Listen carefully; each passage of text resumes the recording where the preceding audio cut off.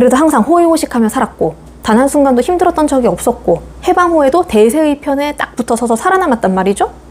그래서 뭐 승승장구하고 백화점 짓고 회장되고, 독립운동을 하다가 죽어버려가지고 유전자를 남기지 못한 이들은.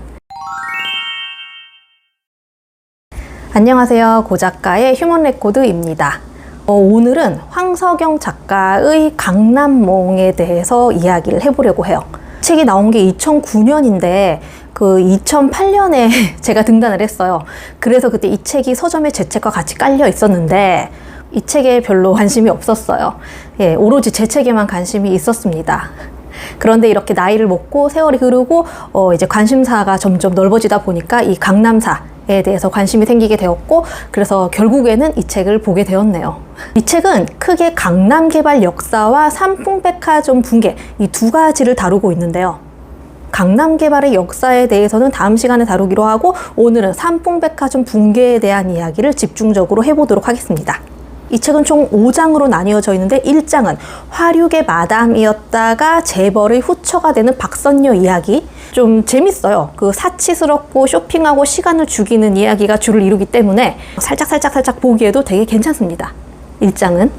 그리고 2장은 삼풍백화점 회장이었던 이준을 살짝 비틀어서 대성백화점 회장 김진이라는 인물로 가공하여서 그 실제 있었던 이야기를 낱낱이 파헤치는데요. 그리고 3장은 강남부동산 사업가 심남수의 이야기, 그 다음에 4장은 강남폭력 조직두목 홍양태와 강은촌의 이야기인데, 어디서 많이 들어본 것 같죠? 조양은과 김태촌이라는 실존 인물의 이름을 살짝 비틀어서 쓴 거죠. 박통 때 이용당하고 전두환 정권 때 범죄와의 전쟁으로 인해서 숙청당하는 그런 싹쓸이 되는 과정을 다 책에서 보여줍니다. 또한 1982년에 금융사기 사건의 주인공이었던 이철이와 장영자도 이희철과 장영숙이라는 이름으로 나와요. 이 외에도 헌병보조원이었다가 관동군 헌병이 되는 김창수, 그러니까 실존인물 김창룡을 비틀어 쓴 거죠. 이 김창룡이 좌익이었던 박정희를 실제로 검거하는 장면을 다루는가 하면, 또한 5장은 백화점 노동자인 임정아의 이야기로 가득 차 있어요. 이 임정아의 부모는 해방 이후에 최초의 대규모 도시민민투쟁이라는 그 광주 대단지 사건을 겪었던 사람으로, 그러니까 지금의 성남시죠. 유능길의 9켤레의 구두로 남은 사내라는 책에도 당시 그 상황이 묘사가 잘 되어 있는데, 가난을 그대로 대물림한 그 시대의 노동자를 상징하는 인물로 임정아가 5장에 나옵니다. 아무튼 임정아 노동자는 그 1장의 박선녀랑 같이 붕괴된 백화점 밑에 깔려요. 그러면서 이제 암흑 속에서 두 사람은 얼굴도 보지 못한 채 목소리로만 이야기를 주고받는데요. 박선녀가 그 임정아 노동자에게 이런 말을 해요.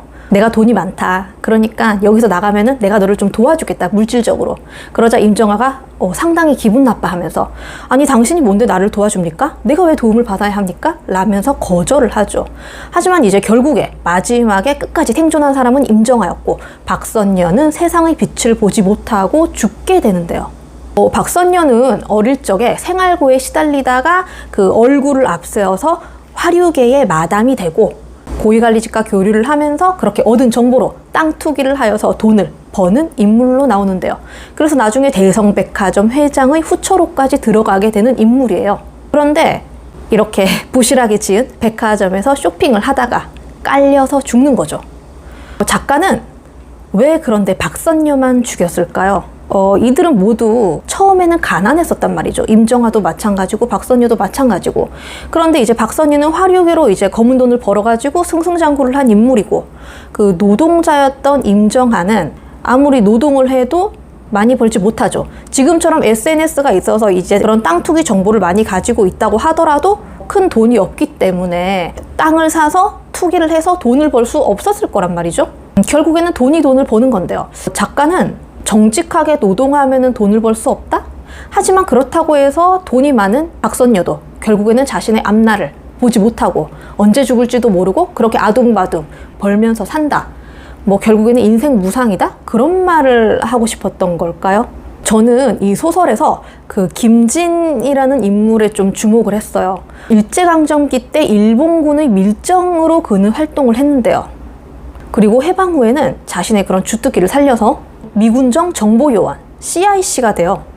그 특이한 점은 다른 이들이 권력의 앞에 서고 싶어서 안달일 때, 막 자신을 내세우고 싶어서 안달일 때 그는 일부러 항상 뒤에서 멀리서 멀찍이서 바라보기만 했다는 거죠. 그렇게 뒤에서 발빠르게 정보를 입수하고 불을 축적해 나가는데요.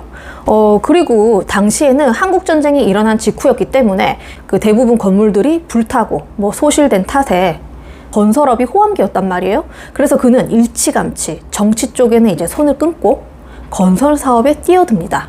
그리하여 실제로 그가 지은 건물들이 꽤 있죠. 여의도 순복음교회, 청계천 평화시장 그런 등 굵직한 공사건들을 따냈던 거죠. 70년대에는 부동산 토지에도 눈을 돌리는데요. 미군에게 불화받은 서초동 땅에 미군 임대 아파트를 지어서 10년 관리하고 완전히 자신이 점유한다는 조건으로 그 아파트를 지어주고 그 후에 1987년에 주한미군 타운이 철거되자 그 부지에 무엇을 짓느냐? 우리가 바로 알고 있는 삼풍백화점과 삼풍아파트를 건설합니다. 그 당시에 백화점은 지금의 백화점과는 급이 달랐죠. 그 당시만 해도 이제 백화점이라는 것 자체가 많지 않았기 때문에 엄청 럭셔리한 공간이었단 말이에요. 그런 명품이 진열되어 있다는 것 자체를 보기가 드물었죠. 그 때문에 백화점 쇼핑은 그 상류층들의 문화였어요. 지금처럼 대중적이지 않았는데요. 그리고 삼풍아파트는 삼풍백화점과는 달리 정상적으로 지었기 때문에 지금도 건재하죠. 이때만 해도 삼풍기업은 대기업 순위에 들었기 때문에 만약에 삼풍백화점이 붕괴되지 않았더라면 지금의 롯데, 신세계 거의 그 급이 되었을 것이다. 쇼핑 재벌이 되었을 것이다. 뭐 그런 관측도 있어요. 그 이주는 재벌가 기업이 된 이후에도 계속해서 은둔의 경영자로 남았는데요. 무리 없이 재산 관리를 해서 물려줄 수 있는 게 바로 사학 운영이라는 것을 바로 일찌감치 알아차리고는 1986년에 숭의학원을 인수하여서 이사장직을 맡기도 합니다. 이게 지금의 숭의유치원, 그 다음에 숭의초등학교, 숭의여중, 숭의여고, 숭의여대죠. 모든 학교 법인이 바로 숭의학원에 속해 있었는데요. 그 삼풍백화점이 붕괴되고 나서 그는 이제 기업이 도산하자 실제 인물 이주는 숭의학원 이사장직에서 자동 제명됩니다. 그 삼풍백화점의 붕괴가 우리에게 시사하는 바는 무엇일까요? 그 삼풍백화점이 붕괴되기 직전에 구조물에 금이 가고 전기가 끊기고 여러 이상 징후가 보였단 말이에요.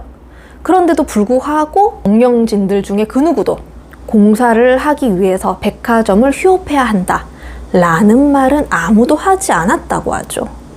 그때가 당시 이제 여름 휴가 세일 기간이었기 때문에 쉬어서는 안 된다 의견이 대다수였다고 해요. 이는 당시 속도에 취해서 앞만 보고 달려가는 한국 사회의 단면을 그 여실히 보여준다고 할 수 있죠.